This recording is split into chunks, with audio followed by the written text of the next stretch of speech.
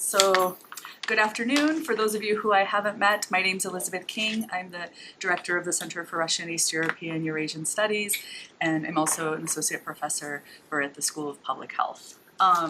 So welcome. I want to also thank our co-sponsors for today's event, the Department of Anthropology, the School for Environment and Sustainability, and the Arts Engine for helping us get the word out, and also to get sort of, more interdisciplinary audience as well. So it's exciting to see some new faces to our CREES events as well.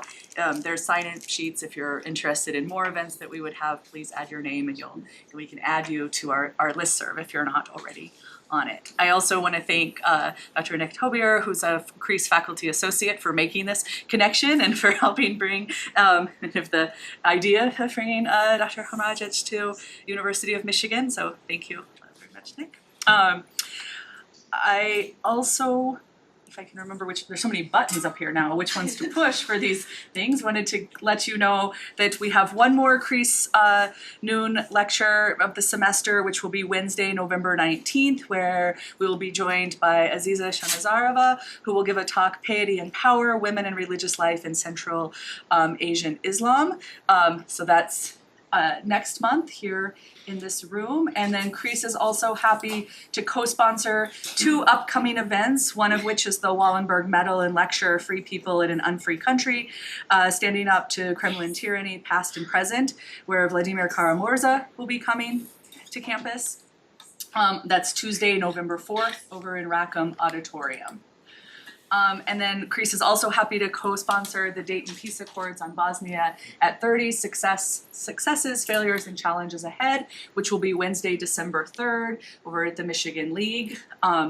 So also encourage you to attend these events as well. But today we have a standing room only. I think there's probably a way to there is one more chair if someone wants to really walk across. Now would be a good time to do that. Yeah, great. In that second row. And I think, thank you for bringing a few more chairs in. Sorry. Sorry. Sold out of it. I know, Yeah, totally. It's great. So, all right. So I have the great pleasure of introducing today's speaker, Dr. Azra Hromadžić, who's a professor of anthropology and the Laura J. and L. Douglas Meredith Professor for Teaching Excellence at Syracuse University.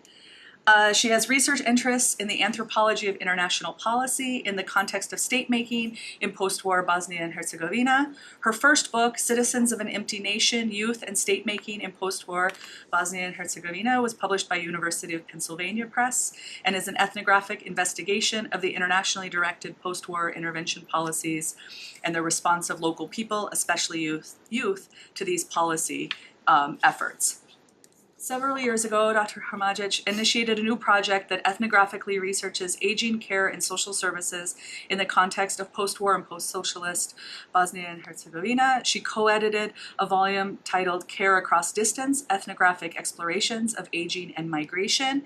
And then in 2017, she began a new research project on riverine citizenship, war ecologies, environmental degradation, social dispossession, and economic exploitation, which are kind of base for her newest book titled Riverine Citizenship, A Bosnian City in Love with the River, which was published in 2024 with the Central European University Press, which I think is what we're going to hear about today. So Dr. Hromadžić, I'll turn it over to you.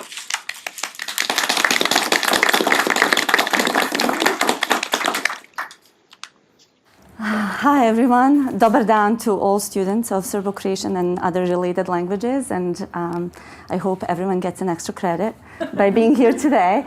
I need to figure out how to get out of this. Let's see. Oh, here we are. So far, so good. I want to thank Nick, Liz, and Elizabeth for inviting me. I'm already converted. I came with orange, but now I have all this blue stuff that I already received. My orange is gone, except for my bag hiding under the chair. So it's been so wonderful so far, and thank you for being here in such a big number. I'm really moved. So thank you so much. Let's begin this. And I have a tendency to go a little over. I'll try to stick to my slides and hopefully finish in time. I want to start with recognizing the fact that this project and this book is the book of love and imminent loss, and I dedicate this talk, and the book was dedicated to my late father, Azra Hromadžić, who was in love with the city. That's going to be the subject of this talk. So while Bosnia and Herzegovina and the Balkans in general, but especially Bosnia and Herzegovina, have been framed by grammar of war and post-war destruction and deconstruction to some extent, and ethnic and national logics, and then to a smaller extent post-socialist dispossession, there is a new frontier, the latest frontier of exploitation and extraction that's largely still made invisible due to dominant framework through which we think Bosnia, which is ethnic nationalist logic and grammar that supports it.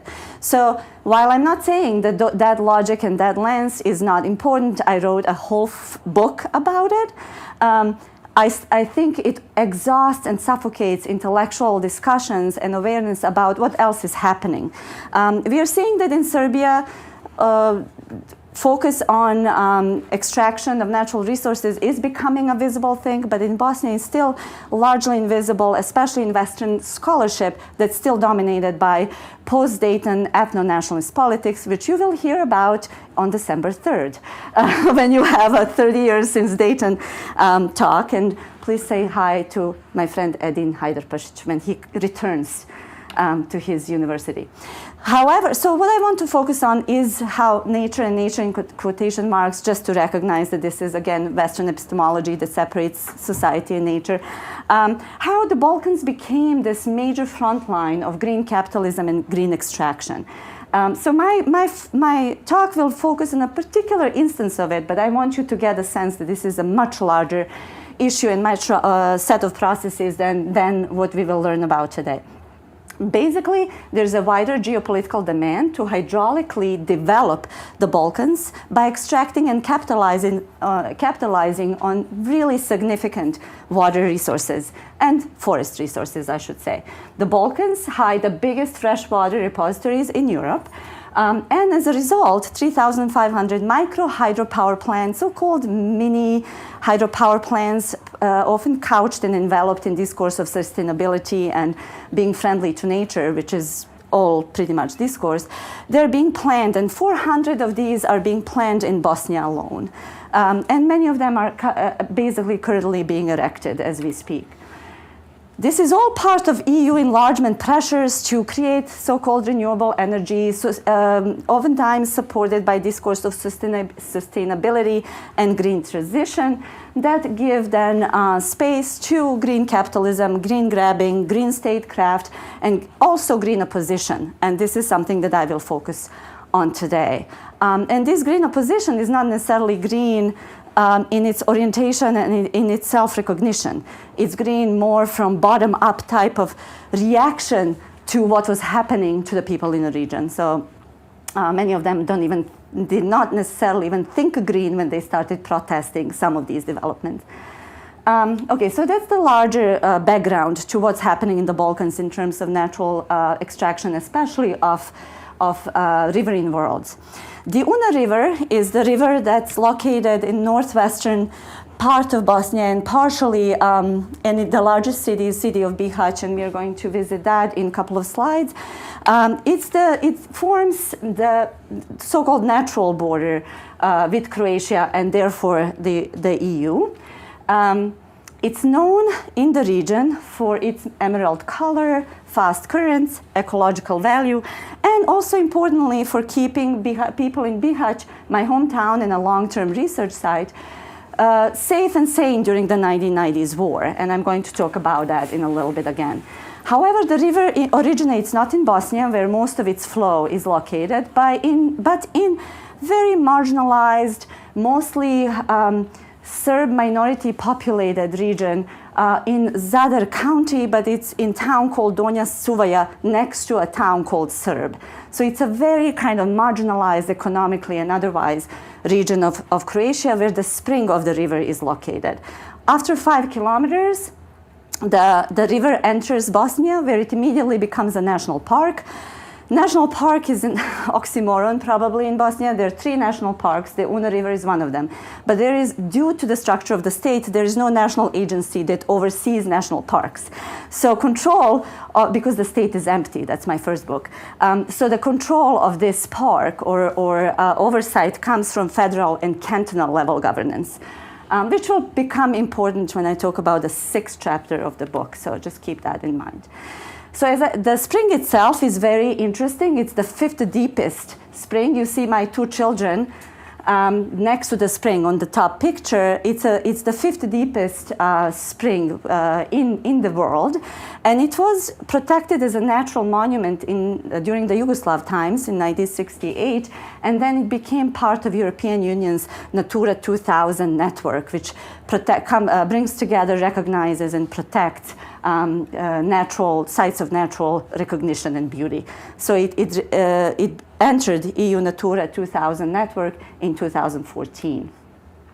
The river, however, like many other rivers, was selected for dam building projects in both 2015 and then again in Bosnia and then again in 2024 in Croatia. And I'm currently finishing a paper on this protest. Today I'm going to focus on 2015, and if I have time, I'll spend 2 slides at the end talking about 2014 protest in Croatia as well. So just a little bit about 2000. So about 2000, I was actually at this protest and I clipped it's too bad because I'm there with my brother and a dog. There was a dog at the protest as well. So just a little bit about this first protest. In July 2015, Bihać, a city, officially declares itself a city in love with the river, and I'm going to talk about that. Is located, as I said, located in northwestern part of Bosnia and Herzegovina. It was enveloped in a political protest. Thousands of people got together, mostly digitally, but some of us in person, to object to the city's recent decision that gave concession to a joint Russian and Bosnian energy company to build a dam in the heart of the national park on the city's river Una. Armed with love for the river and the political agency that this emotion generated, the 2015 "We Will Not Give the Una" protest led to a politically significant outcome. Pressured by the people, the city's government reversed its decision to grant the concession. This was the only reversal of a city government's decision on any matter in its post-war history. My talk, and then also my book, emerges from this moment when the political rules stumbled to examine river as a site of environmental politics and what I call riverine citizenship, to ask why did this protest succeed when every other attempt prior to that one failed? What was it about this protest that actually led the government to change its decision and remove the right and retrieve the concession? So I say that's because something called riverine citizenship. I'm going to explain what that is. And I'm asking then, okay, what form does this citizenship take and what is its content? So the next 3 or 4 slides are going to be pretty thick and kind of will deal with this, how to theorize riverine citizenship, and then I will go into individual chapters just to give a little bit of ethnographic flavor to this. Just before I start talking about riverine citizenship as a theoretical concept, I want to mention that my theory and method are both eclectic. This is the book when I did what I wanted to do with the first one, but you're not allowed to because you have to still get tenure and get grants and all that stuff. This book I've been writing this book probably since the 6th grade. I didn't know that at that time, but now when I look back, from the first moment when I said to my friends when I was sitting at the bank of this river that if I ever have a daughter, I will name her Una, I started writing this book. And then it took me 20 years of emotional and intellectual journey and curiosity and actually being courage to actually write this kind of eclectic book. So theoretically, a book is eclectic, and you don't have to read all this. This is just for me to remind myself. by engaging literatures that are usually not brought together. And by this, I mean theories of love, affect, and politics and political philosophy and feminist scholarship, anthropology of the senses, anthropology of the subterranean world, studies of war ecologies, sociological theories of lived citizenship, interdisciplinary research on place, more than human geographies, pedagogies, new materialisms, and indigenous and environmental humanities. Methodologically, the book is an ethnography, but it also takes in some of my activism and participation in these protests, archival research, collaborative sound and sensorial ethnography, personal memories of war, and this took a long time. I had to be encouraged by the editor of American Anthropologist, the flag journal of the American Anthropological Association, to actually deal with memory seriously and not to kind of always put it in footnotes, but actually to embrace it and to do something with it. I did some investigative journalism type things, and I actually looked at works of fiction, especially Faruk Šehić's book Quiet Flows the Una, and a couple of other books on the rivers. So all this kind of gave me this breadth and confusion to try to theorize riverine citizenship. I was especially inspired by Ochoa Espejo's beautiful book on borders, written in 2020, to think about citizenship not as it's often conceptualized in political theory, but topologically, using the concept of watershed as an inspiration, and to think about it as a place-based, non-identitarian form of collective action. As such, topology is distinct from topography, where topology is understood in contrast to it, while topography evokes usually, this is simplifying it, but this I have to simplify. I'm still thinking through it, and I think I have to even engage with math to think more deeply with this. I'm just beginning this process now.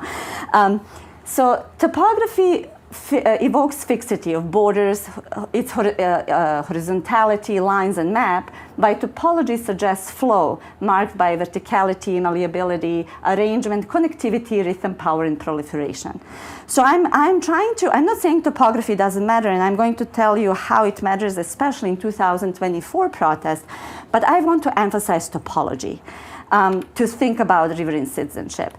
As such, riverine citizenship doesn't pay attention to who we are, which is most commonly way to think political engagement in Bosnia.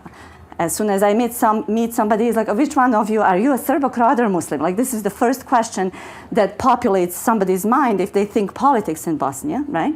Which is important, but riverine citizenship asks not who we are, but where we are, thus challenging the traditional topographic view of state and territory-based form of politics. So I want to take this where we are seriously, because for Bišćani, people who live in Bihać, Bišćani, for those of you who are in language class, will be on the next quiz. So remember, Bišćani, really hard.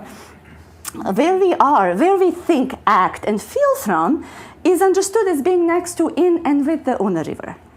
Many people that I talked to said, I don't care really about the country. I would have left it a long time ago. I stay here in this dwelling place because of the river. So the river becomes this awareness that actually makes people in many ways who they are by practices they do. So they talk about this kind of life as unski život, or Una style of life. Nice shirt, by the way. Thank you.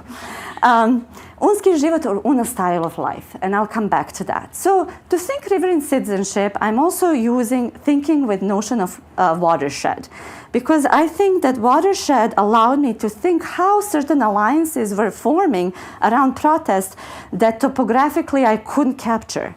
But that people who were in watershed came together. Not people who were ethnically Serb, Croat, or Muslim, but people who actually lived in the watershed started this political protest. So I want to think with watershed, which is in geography basically understood as area where all water flows to a common outlet, right? And this includes both above and underground waters, which is also important for this. I broadened this definition, geographical definition of it, to think about it as a generative, topological, ecological, and political concept, a web of practices and material forces that connect humans and animals and plants and things. Because I'm not privileging humans over others or others over humans. I'm saying that the key of political mobilization in this instance is the relationship between the two, where animals, plants, and things are not the context in which humans operate. Rather, humans operate in relation to these things. So agency is in the relationship for me. So I understand watershed as where my focus moves from nature or shape of elements to the relationship and arrangement between them. So I know this is a little dry, but soon, this will end. These slides will end soon, I promise. So understood topologically as this connective tissue, I believe watershed can help us grasp these unlikely alliances in a complex, more than human geography. And just to give you an example, in the protests, we have alliances of ordinary people, politicians, ecologists, scientists, NGOists, historians, artists, and all of them came together to protect the Una River, combined with the river's complex materiality, sociality, and biota, not as a context, but part of this place-based belonging. So it's this arrangement of all these things coming together and caring in common that allowed politicization politicization of the Una to happen, basically. And I'm going to talk about that in a little bit again. So for the first time in history, I think, the 2015 protests mobilized these forces for political gain, amplifying their significance in producing a collectivity worth defending. Until then, they lay dormant as a political repository. 2015 protests triggered their politicization. So how do I combine these two then together? So I argue that riverine citizenship, facilitated by materiality of the watershed, constructs a theory from below and create this non-identitarian watershed-based relationship between people and rivers. And as such, this concept of riverine citizenship resists and reconfigures dominant political grammars of the state, thus generating obligations grounded in the watershed, not in the canton, not in the city, not in nation or territory.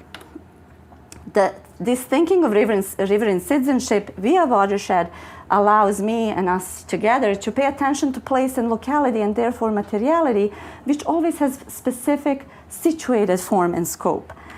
And as such, I don't want to romanticize. This riverine citizenship is not like free for everyone. It also includes and excludes, not through conventional borders of nations and sovereignties and ethnicities, but through its topological and political dimensions. Basically, those who care enough about the river are included into it, and those who seemingly don't are excluded. So it's still political, right? That's what makes it political. It doesn't make it any less exciting.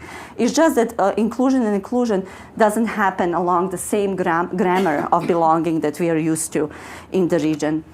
So this is all heavy theory, kind of, that I'm playing. Some of it is already in the book. Some of this topological watershed stuff is new stuff that I'm working through for a publication.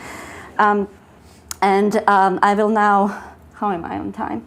I don't have any, oh, I do have a clock. They do this, right? You cannot see it, but I can. Yeah, that's cool. Okay, I have time, I'm good. Okay, so there are 6 chapters of the book. So the flow of the book, is this one okay? This one is fine. This is mine, but I want to give it to you. No. Is this okay? Yeah. Yeah, sure. Okay, so these are the chapters of the book through which I work through some of these concepts. I just, bombarded you with. Sorry. So the first is the story of the Una River emeralds, producing ecologically conscious children. The second one is titled Traversing the Una, a River in Ethnography and Dissenses. The third one is Life in an Age of Death, War in the River. The fourth one is titled We Will Not Give the Una, The Making of Riverine Citizens.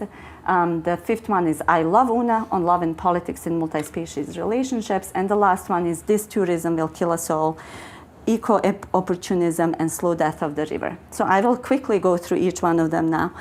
So the first one is born out of my fascination with this organization, with NGO, basically during socialism, that was established by a truly exceptional individual called Boško Marjanović, who started an ecological association. Okay, this is socialism, right? And we often hear about how socialism was horrible for environment. But here's Boško Marjanović, who was a publicist, lawyer, and children's ecologist, who started this children run, he started it, but children ran this organization.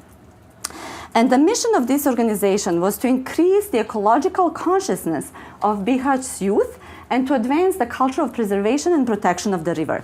To do this, he created two kind of pseudo-philosophical slogans that people still recite today. The Una River should not be protected from people, but we should teach people to guard Una. And the second one, clear mind, clear Una. Like, I knew this growing up. This is something that just kind of enters your listening space, and you just kind of embody.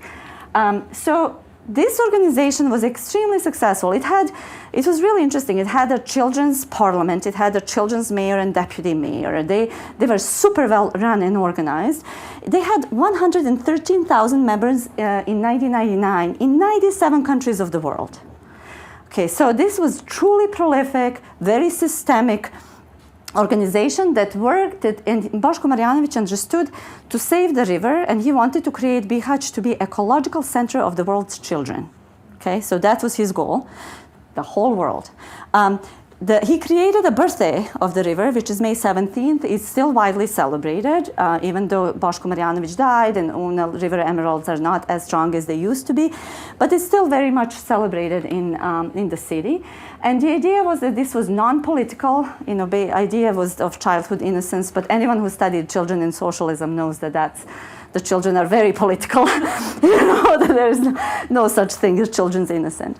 But he fostered a distinctive ecological milieu, and it created certain kind of potential political repository. We didn't think about it, but it was different in Bihać because we, unlike any other region in Bosnia and Herzegovina during Yugoslav times, had ecology as a subject in our curricula. He fought for that, and that was implemented. We all had ecology that we had to take as a requirement. And there are many he coined many phrases that are still circulating, and some of them are not even his phrases, but he kind of reappropriated them and made them kind of fancy and popular again, such as the Una is the one and only. The Una River name comes from the old Roman coming to the region and looking at the river. That's the legend, and says, all the other rivers next to this one are creeks. This is the only river in the world, Una, right? The only one. No dams, tourism. He really fought hard to protect the river, especially against industrialization that was happening in the region. There was huge textiles and other industries that were polluting the river at that time. So his idea was that Una should become the tourist factory, not the factory of this industrial textile type, which will come to haunt the river later, which is kind of ironic, but I'll talk about it. And this was, as I said, a prolific system reflecting both scientific Western and indigenous relational ontologies. He knew that art colony and children creating poetry about the Una was as important as having scientific conferences that valorized through scientific methods how unique Una was as a system. He did both. These two things coexisted without any tension, even though in the West sometimes we think there's science and then there are indigenous ways of thinking. But no, this coexisted very easily in the region, and both were honored by him and others. Afterlives of this organization are still very visible. Just to give you a few, this is my friend's son who was 6 at the time, and he drew this, and I told him, Alan, what are you drawing? And he said, well, this is some guy threw a bottle in Una and police came and arrested him. So he heard the message. This is my Una with the Una, right? So this continues through. My Una was born and named Una, of course. And then here's my Levi. When I was in Bosnia on Fulbright, I brought Levi. Levi was attending a preschool there, and he was actually enrolled in the Una River Emeralds without my knowledge. He came home and he had a membership card, and it's like, oh, okay. And then we were walking home, and he would stand by the river because the river runs through the center. So he would look, and people cool bottles of beer and drinks, in the river. So there was a label that detached itself, and he said, "Mom, which river is this?" And I said, "Una." And he grabbed the label and said, "I'm her protector." So he was taught in school that he has to protect the river. So this still lives very much. The second chapter, so this is this legacy that's very much still felt in the region that the Una River Emeralds established. The second chapter actually focuses on the sensorial, anthropology of the sensorial, how people live, experience the river in everyday encounters. And Una's physical attributes have been brought up a lot in my discussion with many people that I did this research with. They talked about the unique structure of the river, and here are some examples. They say that it's exceptionally clean. It's becoming polluted due to tourism, but exceptionally clean, especially in the around the national park. Upstream is really clean, and they say if it jumps over 6 rocks, you can drink it. And I've witnessed many people drink straight from the river. I remember drinking from the river. I don't do that today, but we did during the war a lot.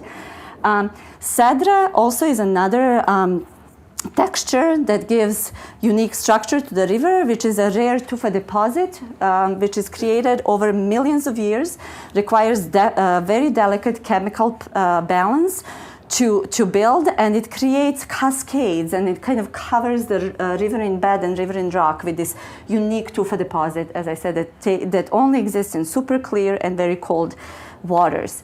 Rich riverine world, I constantly heard about, Danube salmon and then invasive species that are, I don't have time to go into it. People talked a lot about color, texture, and structure of the river. Patagonia filmed a short documentary focusing on color, texture, and structure called Una the One. People talk a lot about scent of the river. I remember when during the war, one person said, our perfume is Una. You know who swam in the river that day, they smell like it. They talk about this scent as sweet, oily, and damp. The sound of the river called hook or shum is very important to people. I did a collaborative sound ethnography in 2021 and 2022 to record the sound that people say is good for the nerves. And it's also the sound that during the war protected us from the sound of shelling and bombing in town.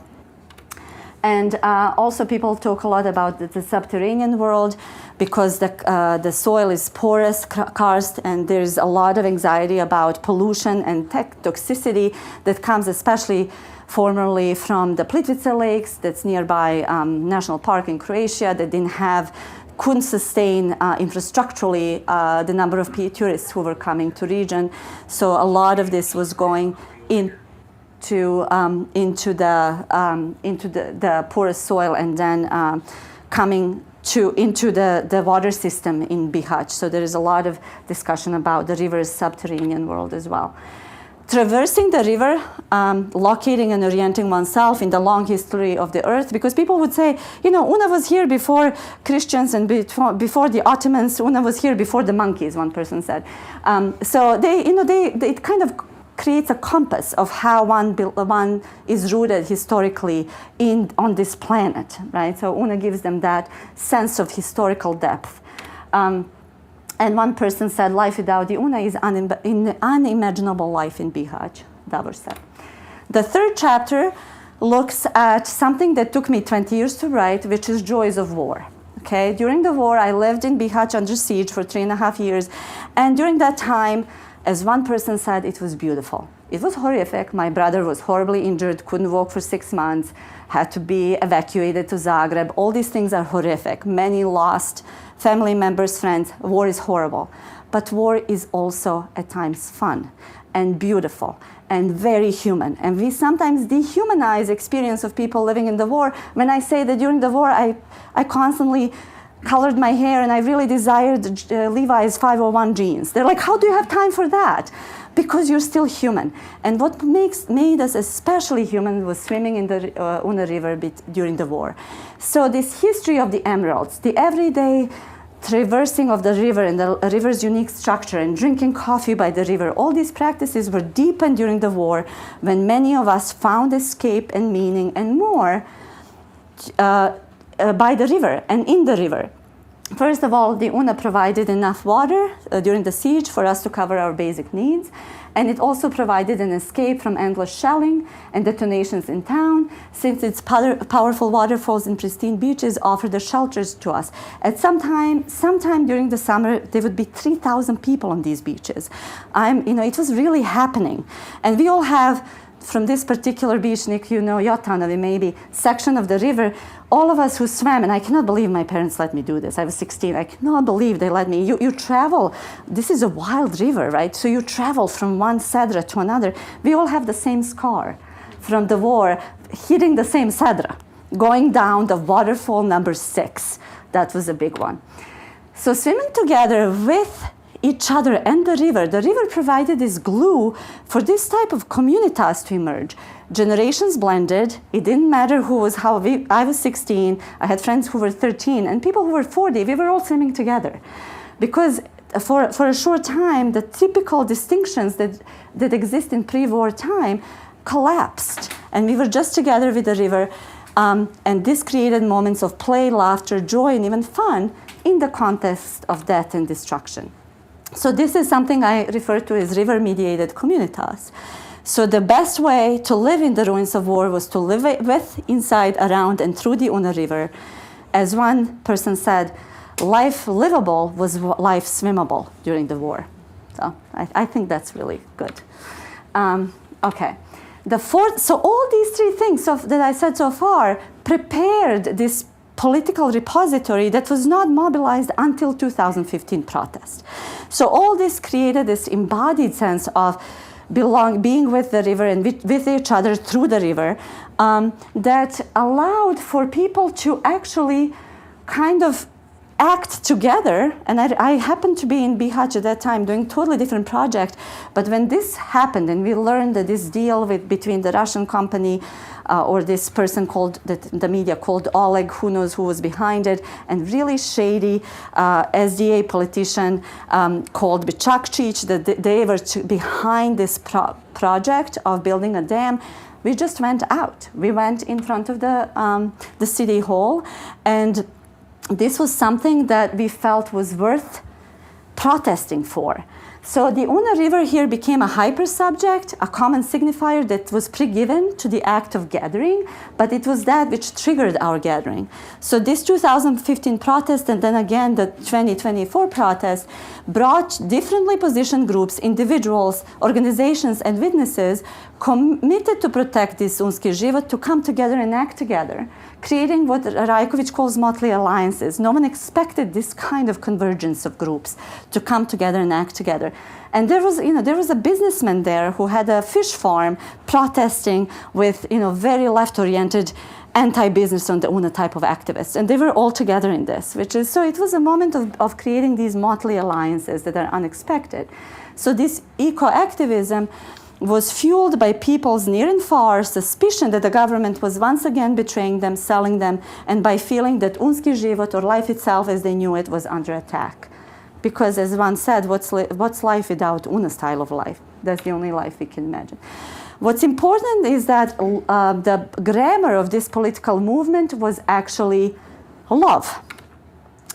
And this is when I learned a lot. I don't have time to talk about it, how much love has been actually absent from theorizing in anthropology and beyond, this kind of political love.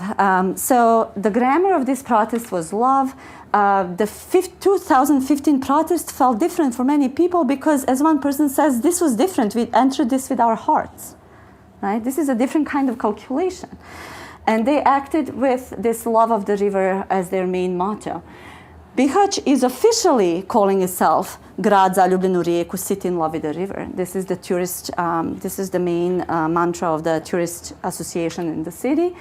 And since this 2015 protest, this slogan has been really widely used by city officials and ordinary people alike. I'll skip this because this is too much. This love is both metaphorical and literal. It is also heteronormative. People talk about Bihać being the boy and Una being the girl, and all sorts of kind of interesting formations to talk about how love functions in relation to the city.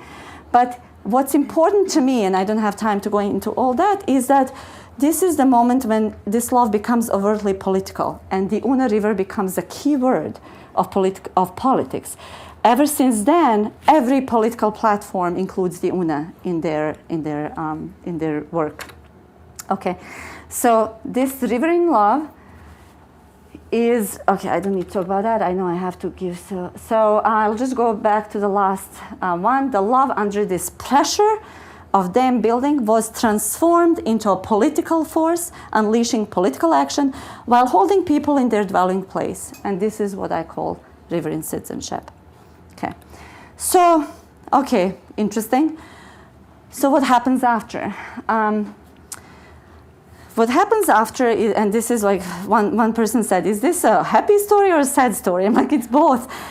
The 2015 protest did something really significant. It articulated a particular vision of environmental reasoning and agenda that rejected dam buildings. I still believe that in Bosnia and Herzegovina, Una is protected from dam building, and now we have a law in the federation that mini power plants are forbidden. So that's all good. However, as a result, so the Una seems safe. However, in the name of Emerald Legacies and his Una being the fabric of tourism, we have this, and in the name of long-fought preservation of the river, in the name of green futures and Unski Život and love for the river, it has been branded as a factory of tourism. And for example, the national park created this thing called the Land of Water Magic for tourist consumption. As a popular eco-tourist destination and European oasis of water magic, as the Una National Park calls it, this unleashed a significant sustainable tourism operation which both protects and brands Unski Život. However, this leads to touristification and slow death of the river because the state is so bureaucratically monstrous and there is no oversight of how tourism is developing. There is no infrastructure to support this call to fabrika turizma. In other words, there is no system that Boško Marjanović envisioned to be there when tourism would develop on the river Una. Rather, what we have is destruction of the river 2 meters at a time by bulldozing and cementing its banks, polluting by fish farm production, and developing stress-free resorts which degrade riverbanks and dump tourist waste directly into the river.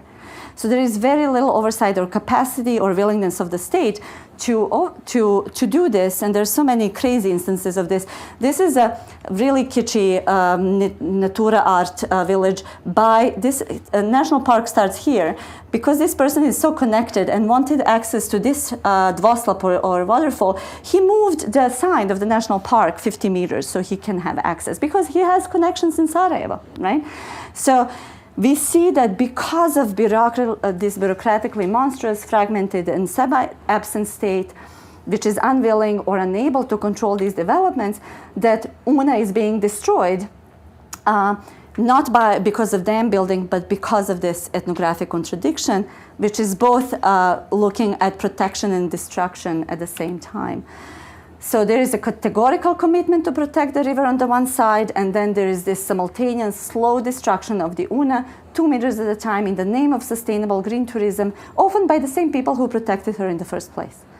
And when I asked some of them, okay, one person who has very popular resort, who was one of the 4 people who told everyone about 2015 dam building attempt. There was a small group of young enthusiasts who found out about this deal between the Russian businessman and the local politician.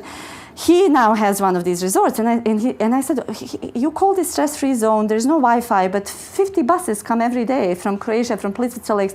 My high school reunion took place here. I was here last weekend. It was crazy. And we all participate in it, by the way, right? So everyone is implicated. He said, Azra, I really want to do it, but now I have to survive. 10 years from now, it will be true resort. But I don't know if the river has 10 years from now. So unlike dams, this form of destruction is elemental and very hard to mobilize against because everyone contributes to it in some way, and it's done 2 meters at a time. So, to conclude, watershed-based riverine citizenship, its potentials and limitations. This place-based, embodied, and in-place form of politics, and by extension, riverine citizenship has a unique capacity to fold into its ranks everyone who loves the river. 93 countries, 113 members of Una River Emeralds are a good example of this, that you don't have to be from the place to care for the river. Nick is a citizen, he doesn't even know. But he's a citizen, he cares about the river, he's folded into it. This doesn't mean that joining and folding in are absolute. Rather, it's predicated not on nationalist identitarian claims, but on demonstrating a certain quality of riverine love and care, as he does, or their absence, right? So these gaps and externalities, people who do not love the river properly, betonashi, those concreters, or bagerashi, excavators, or underground tributaries that carry toxins into the Una, they return at certain junctions to illuminate limitations of this riverine citizenship as an inclusive ecopolitical formation. These restraints do not make riverine citizenship less potent, I believe. Rather, they illustrate its historical alternations and political nature. It is precisely these junctures that we see how riverine love matters, I think. So, do I have time to say something about 2024 protests or no? Do I? Okay. So the epilogue. So I said Una was safe from damming. However, in Croatia it wasn't. I told you that the spring of the river is in a very neglected and marginalized part of Croatia. And there we saw in 2024 that Zadar-based, those of you who know Croatia, Zadar-based Pipra company started to illegally construct a small hydropower plant very close to the Una Spring, which, as I told you, is the fifth biggest in the world, deepest in the world, and it's also protected by Natura 2000, and it's a national monument. So this building violated existing environmental protections and lacked proper environmental impact assessment. However, the building was unfolding. And this resulted in habitat destruction and death of some riverine life, but it also sparked outrage and accusations of ecocide and government corruption. And I don't think this company or Zadar County was prepared that such a small group of mostly Serb returnee population in this marginalized part of Croatia would be able to mobilize so many people around protection of the spring. So what they did, they basically created a transborder riverine citizenship movement where this local Serb minority and activists, they blocked construction. You see it here with their own bodies. They stood in front of excavators. They filmed it all. They collected over 14,000 signatures and included many methods and actors, including a very famous singer, Rundek, who came and performed multiple times, and people came to watch him. And he actually had a sign. I don't have that sign here. It said, Una, ja sam tvoj sin. Una, I'm your son. Again, showing certain kind of sense of belonging to the river and kinship-like relationship to the river. So multiple ministries and agencies from Bosnia, from both entities, wrote formal complaints to Croatian political parties that I never saw. One led by Pupovac, representing Serb minority, and the other one Most and Možemo from different political orientations in Croatia came together actually to try to defend the people who were defending the river. These three groups never collaborated on anything, like ever. So that was another interesting articulation. And this heterogeneous alliance formed, emphasizing Unski život across the borders of Federation in Bosnia, Republika Srpska, and EU Bosnian border, Croatia-Bosnian border, creating this watershed-based political belonging. Under this transborder pressure, where people, and when I said earlier, I want to think about this topologically, not topographically, what we did to join this protest from the Bosnian side of the EU border, Croatia-EU border, we would not go, we were aware of it, but we didn't let that stop us. So we would say, okay, let's not go on buses, let's go in private cars, but not at once. We were aware of this border. It's not like it doesn't matter. It's just that that border is something to be navigated, not something to be aligned with. So what we did is we stopped it. And especially people from Serb. I mean, I was a very tangential actor in this one. So this was a victory of transborder activism, and I did go in August of 2025. Rundek, the famous singer, came back, and 1 year of defense of the river was celebrated, actually, at the spring in August of this year. So to conclude overall, just kind of, this is very simple conclusion.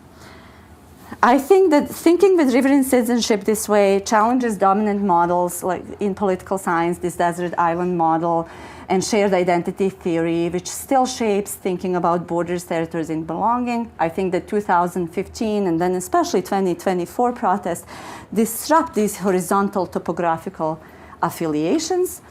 They challenge the tendency in scholarship to reduce ethical and political and environmental questions to ethnic and nationalist logics. Secondly, the protest mobilized relations between humans and non-humans as a site of political becoming, and this politics expressed ecological and cultural attachment to place, and not to territory or nation.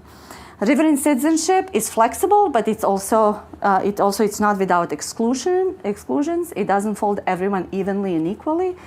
Its exclusion operates ecologically and topographically, not along formal topologically, not along formal topographic lines. And finally, this, I believe, opens space for policies that acknowledge maps and borders while recognizing multi-species topological connections. Politics is then seen as ongoing, incomplete, and more than human. And I always end with this. This is also in the concluding chapter of my book. This is something created by Adi Dizdarević, a Bihać-based artist who is actually just coming now to work in the United States. And he created this to be shared, copied and pasted freely.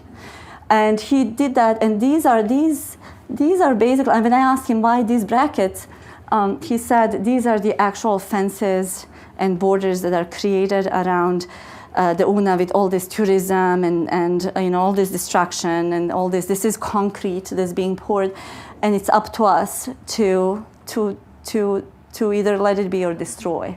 That's how he explained to me what this was about.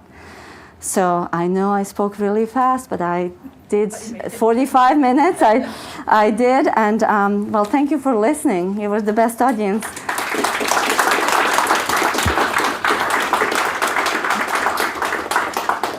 we have some time for question. If people could just say their name and maybe their department or their affiliation, something to give a little context would be great. Thanks. Yes, please, go ahead. Hi, I'm Hannah. I'm at CREES. I study the political ecology of war and peace in Bosnia. Oh, wow. My question is, for how central is the materiality of the river to your thinking? And do you see something similar with mountains or forests as like mineral extraction?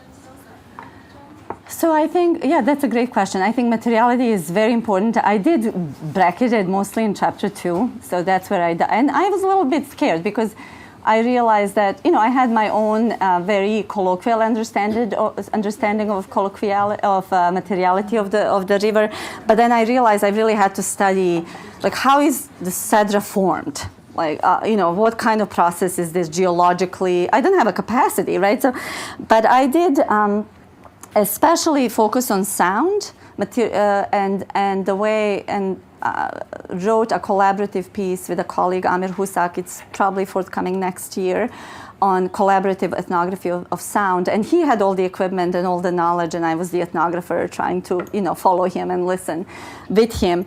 That was central.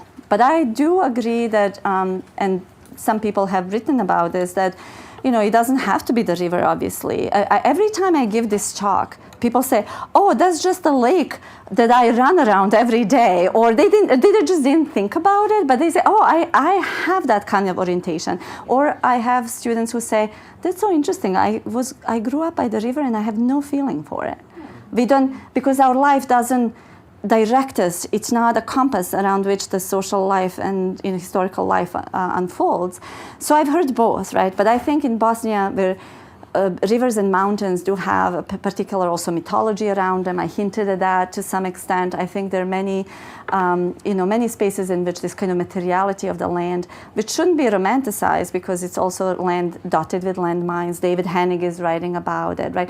Also, people who study the migrant Balkan route wrote a little bit about what forests hide and what forests enable. Right, so I think just kind of awareness of that, and their particular. What I try to say is, they have their particular local articulation, like paying attention, being witness to that, allow us to understand these processes a little bit differently. And I think that for me, it was more. It's almost like looking at the same thing I was looking at this whole time, but through kaleidoscope. Like something shifted, and wow, the things got rearranged. And what's important in that process of rearrangement, certain kind of politics was released. So, did I answer that, Hannah? Yeah. Am I going to see you later? Yes. Okay. Okay. I was like, if not, I have to. Oh, wow. Okay. So where in Bosnia do you work? So I'm based in Mostar, but Okay. I go all over. I was at the Sava River actually, near Bristol. So. Oh, really? So you read Moj sin Huckleberry Finn, have you? No. Oh, okay, you and I have to talk a lot. Okay, yes. Okay, wonderful, Hannah. Thank you. Others? Yeah, please. Hi, I'm David Porter. I'm with the Detroit River Story Lab, and I'm curious about you mentioned a few times, you alluded to historical dimensions as one component of the kinds of love and attachment that riverine citizens feel towards the river. You didn't say much about that during the talk, but I wonder if you could elaborate on the historical dimension of those relationships. Well, I meant historical, including socialist, environmentalist movement. That's history, and then these, narratives of deep history that escape the way that history has been couched now in local curricula, which is. If you're studying in the Federation, it's pretty much, Ottoman history. If you study in the Republika Srpska, your Serb uprising. This is type of history that escapes all that and predates it. It has certain kinds of claims to authenticity and purity, which are probably problematic.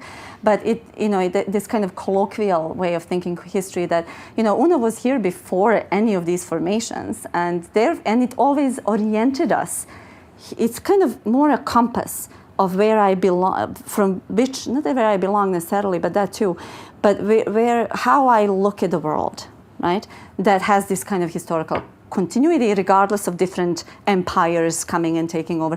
The fact that the name comes from the Roman conquest is also part of that history. So, I didn't study a traditional sense of history. When I say archival research I did, that was a box of Boško Marjanović's things, that kind of archive. I'm not talking about, people who spend years in archives going through. I did some of that too, but, it was more this kind of personal archive that I was engaging with. So this kind of a little bit of socialist history, a little bit of that colloquial kind of deep history that escapes the divisions that oftentimes trap the grammar of historical unfolding.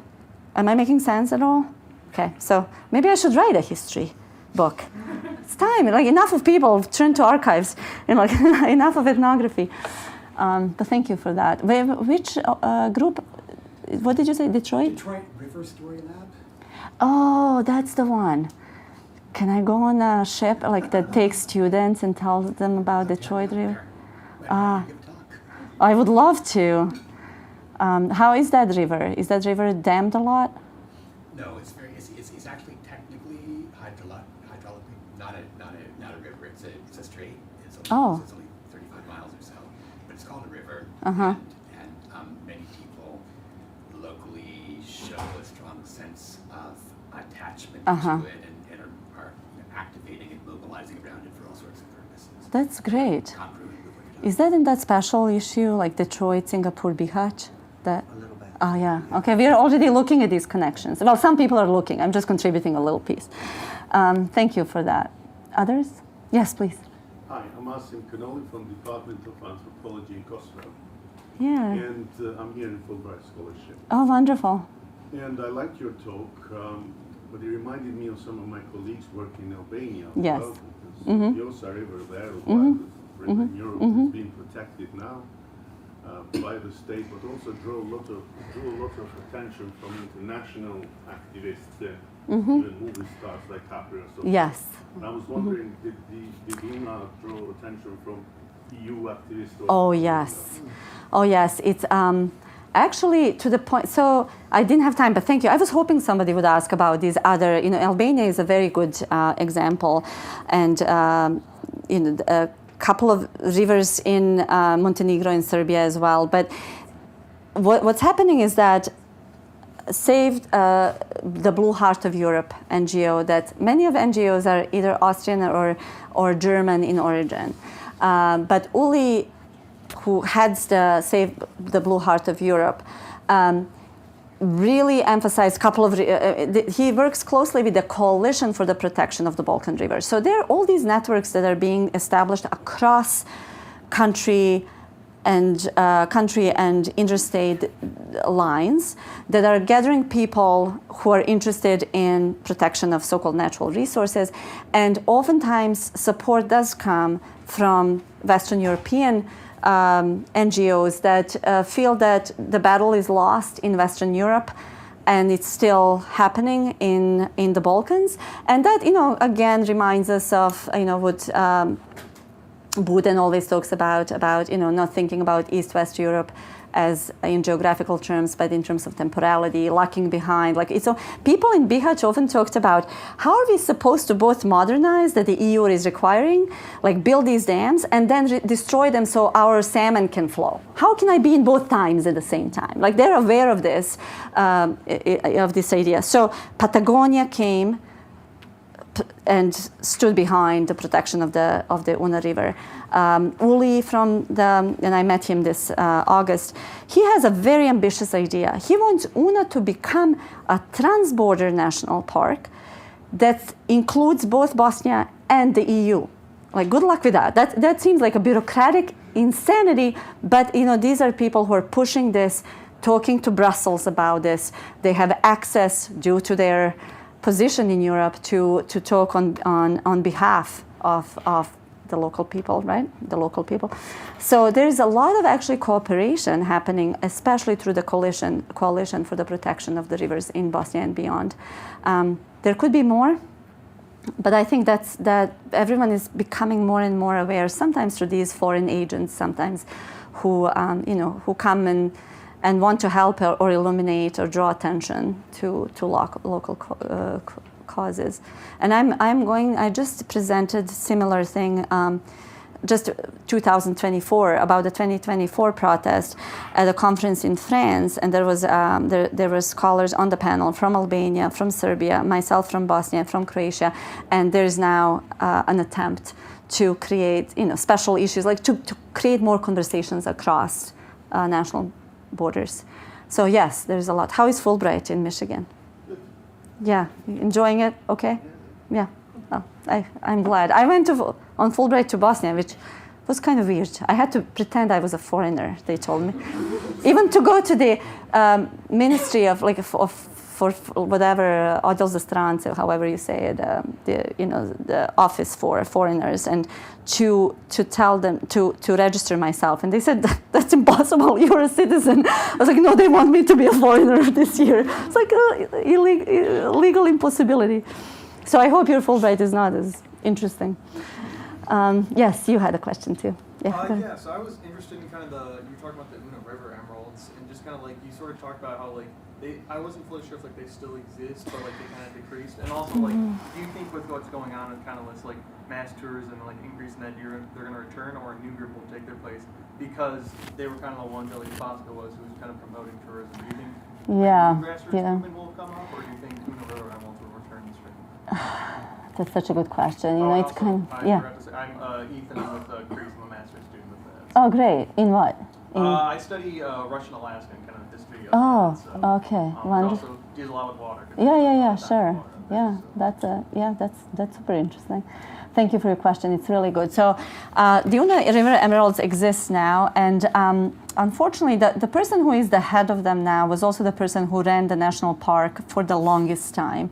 So he had two hats to wear, and the Una River Emeralds was a much less important job for him at that time than the national park development and protection. And so and he said he felt that once the national park was established, the main mission of the Una River Emeralds was completed, because that's what they were fighting for, to protect the river, and the national park is the best form of protection. However, there's definitely a need for, at one point I said, I'll just retire and go and run that organization if they will let me volunteer for it. Because, they exist, but they are kind of stuck in time a little bit, because they don't have resources and don't have Boško anymore. That they're kind of stuck, they do very few, and I would say to some extent, superficial activities, which are very repetitive. So at the end of the war, ecology was kicked out of curricula because it didn't meet post-war understandings of teaching ethnic people about ethnic territory in which they live and their ethnicized histories and all that stuff. So that was kicked out, and religion replaced it. Then what happened is that now it does very symbolic things, which is eco-quiz, where they quiz kids a little bit about ecology, but it's very superficial and very predictable, and it doesn't match the challenge of the time. So I think some kind of move. I don't know if this one can be revitalized or if something else has to be created. It would be sad not to continue the legacy, because it's quite remarkable what they were able to do. And when you look at their proposal to create Bihać as the ecological center of the children of the world, it seems ridiculous on the surface, but when you look at the document, you see people who really thought hard that this is possible and had all sorts of scientific and other evidence that this should be done. So I really don't know what will happen, and who can counter this. What's happening right now, after I left the field or home in August, 2 days after I left, Una changed the color in its downstream, and the color was muddy, and there was a huge outcry that it is caused by touristification that doesn't have infrastructure, especially sewage infrastructure.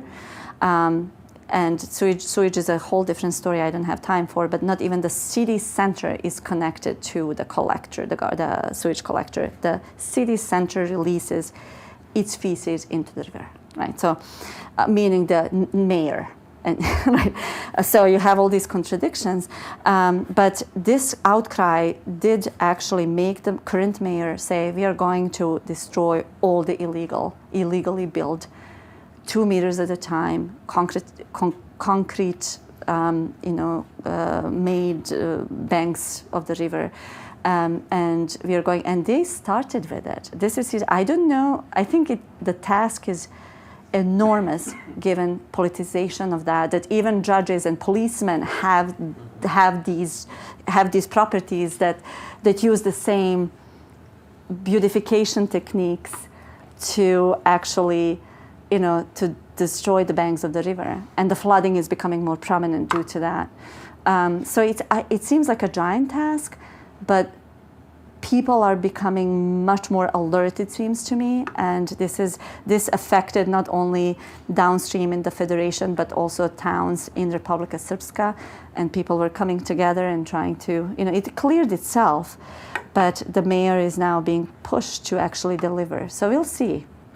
Some destruction did happen, but I don't know if he can get the guy who moved the sign of the national park, though. So the question is, whose bank will be destroyed? And it's usually not the most influential people, due to the state's fragmentation and incapacity to be in charge. So, am I making sense, Ethan? No, yeah, I think Okay. I'm just thinking on top of my head. Anyone else? We have time. Yeah, please.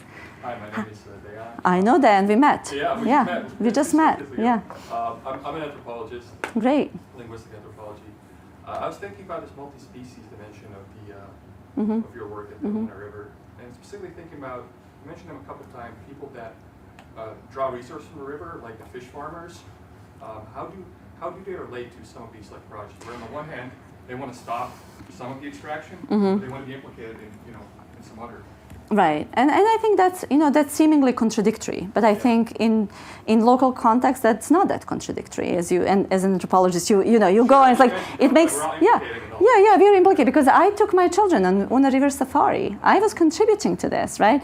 And even though I was standing also in front of the city hall protesting the dam building, right? And then, my excuse was, but on a river safari, and he's the most environmentally conscious of all, but that's a very kind of white middle class. Yes, I'll go with the best guy, right? So, which kind of cleanses me of any, ethical, murkiness, I don't know. But, this is again, for many people who saw him coming to the first protest, he just showed up and unannounced at this first meeting. So in Bosnia, the way that law is organized right now, to actually start building something, you have to get a permission of the local community.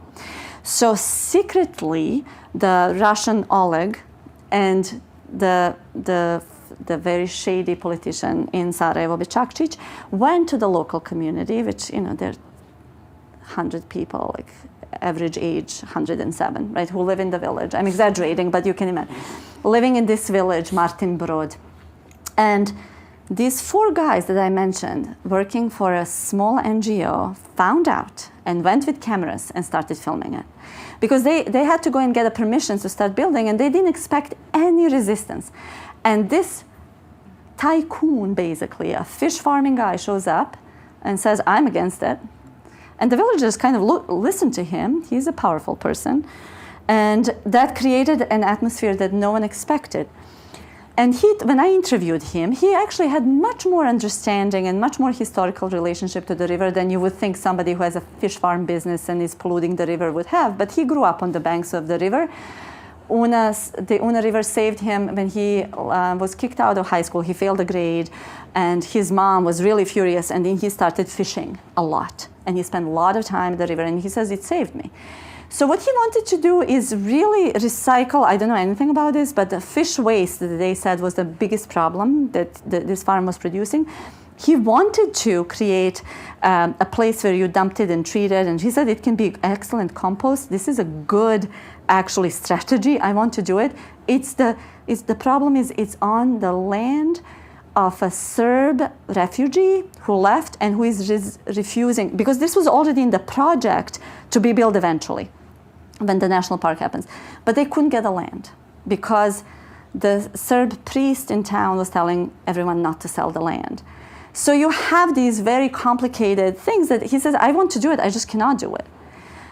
So that's his, so he is less contradictory than it seems at first. And this is what you often find as an anthropologist in the field, that what seems contradictory on surface has its own very historically shaped logic, right? Or economically shaped logic.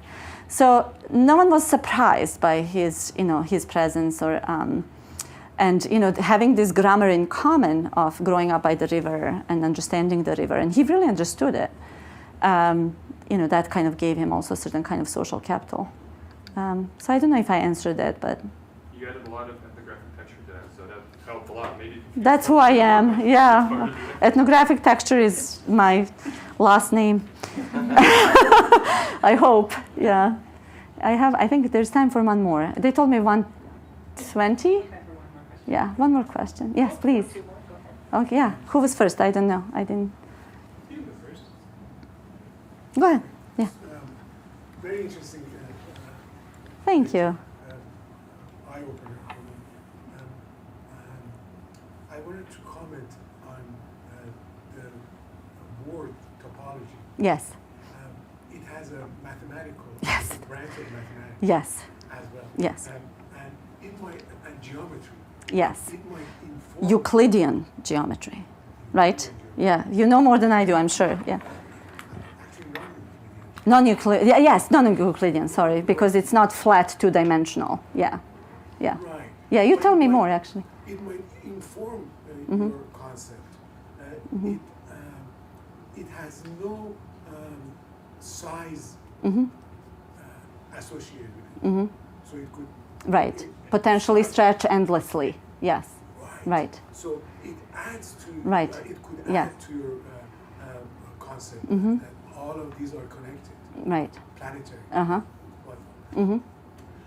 The other question comment I had is that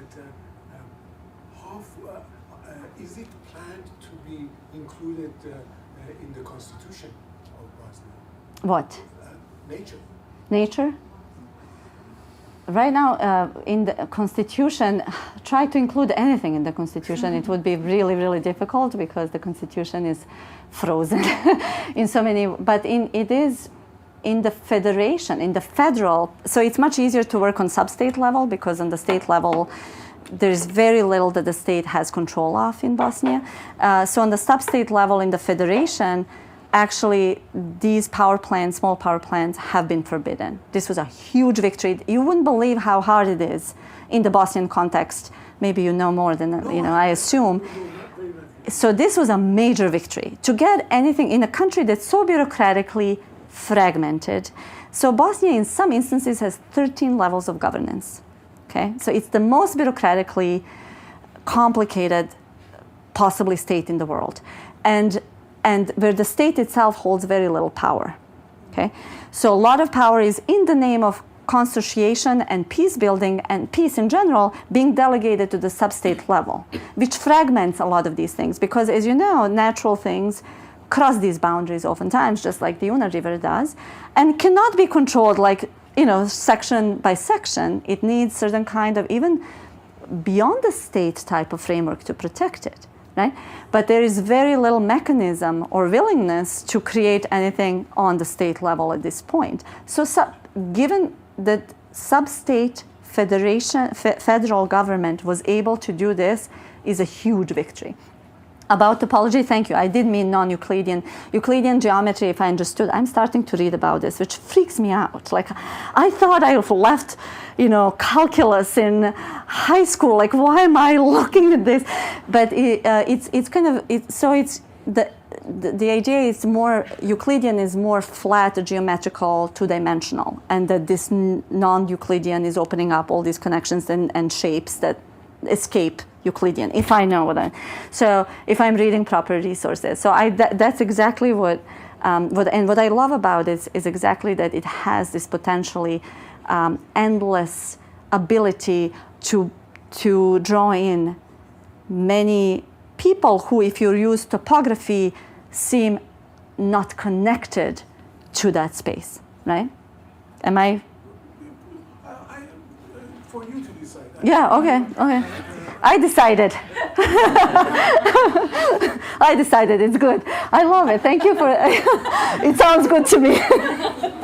No, it was a little bit silly of me because I'm just working through this now, playing with this topological thing. So it was a little bit, scary to put it up and so many slides on it. But I was like, I have to start thinking about it if I'm going to claim this riverine citizenship to be inspired by it.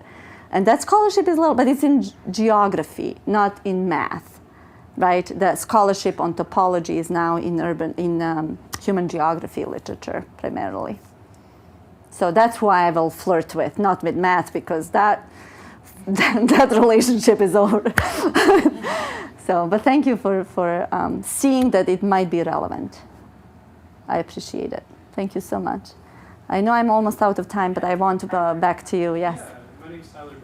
I'm a student with CREES, I'm a master's student. Mm-hmm. And my question is, you mentioned diving into fiction for your research. Yes. And what prompted you to turn to fiction, and what did you find? Last question, always the hardest one, because I'm anthropologist in drag. I'm actually a complete person. Like, that's my deep love. That literature is what I probably should have studied. I love anthropology, but I read lots of literature, and especially I was moved by Faruk Šehić's work, who I think he has been translated into so many languages, but especially his meditations about the Una River. He was born in Bihać, but he's from a town, Bosanska Krupa, about 20 20 miles away from Bihać. And I felt that his way of opening up and loosening up some of these concepts that seemed a little bit rigid in anthropological theory, just gave me freedom to breathe and invited him in. So he's the one who talks about, he says at one point, mi smo svi građani rijeke, or we are all river citizens, from which I kind of build this notion of riverine citizenship very differently theoretically, but very similarly from this relationship that he describes, that once you jump into the river, all the things of the current world are forgotten, and you feel certain kinds of connections to past forgotten and past that comes to you, that you feel connection to. He talks about certain kinds of organisms that are not there anymore. So he invited me to cross these boundaries a little bit more. So the book is translated in Bosnian. It's Knjiga o Uni. It was translated as Quiet Flows de Una, and so he specifically was the person in literature that I referred to, and just found a lot of camaraderie. He's also a friend, because to me, at the end of this, even a person I did sound ethnography with, and we are writing this collaborative paper, friendship matters more even than these kind of intellectual journeys at the end of the day. So I honored that friendship with Faruk and the book he wrote that encouraged me and inspired me. So I always, I love the anthropology / literature flirtation. So I encourage everyone to do that if they have time or interest. Yeah, thank you. Well, thank you, everyone, for having me. Thank you.